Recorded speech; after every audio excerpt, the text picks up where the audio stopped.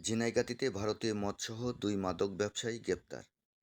ঝিনাইগাতী প্রতিনিধির পাঠানো তথ্যচিত্রে desk news. Sherpur জেলার ঝিনাইগাতী উপজেলার ধানশাইল পূর্ব চাপাজোড়া এলাকা থেকে ৬৬ বোতল ভারতীয় মদসহ মোহাম্মদ রাসেল মিয়া ও আব্দুল কাদের নামে দুই মাদক ব্যবসায়ীকে গ্রেপ্তার করেছে র্যাব। বৃহস্পতিবার সন্ধ্যায় তাদেরকে গ্রেপ্তার করা হয়। গ্রেপ্তারকৃত হলেন ঝিনাইগাতী উপজেলার ধানহাটি মোহাম্মদ খায়রুল ইসলামের ছেলে মোহাম্মদ রাসেল মিয়া এবং গান্ধীগাঁও গ্রামের মৃত খলিলুর রহমানের ছেলে আব্দুল কাদের।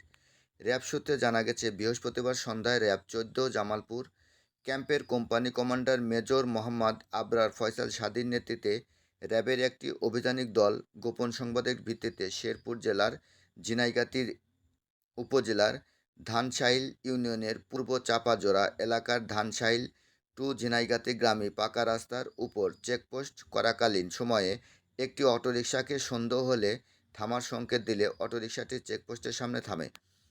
এ সময় উক্ত অটোরিকশার পিছনে তল্লাশি করে ৬৬ বোতল আমদানি নিষিদ্ধ বিভিন্ন ব্র্যান্ডের ভারতীয় মদ উদ্ধার করা হয়। পরে মোহাম্মদ রাসেল মিয়া ও অটো চালক আব্দুল কাদেরকে গ্রেপ্তার করা হয়। উদ্ধারকৃত মদের বর্তমান বাজার মূল্য ৬৬,০০০ টাকা। পরে গ্রেপ্তারকৃত মাদক আইনে মামলা দায়ের পর ঝিনাইগাতী থানায় হস্তান্তর করা হয়েছে। র্যাব আরও জানায়, মাদকের মতো সামাজিক ব্যাধির বিরুদ্ধে তাদের অভিযান ভবিষ্যতে অব্যাহত থাকবে।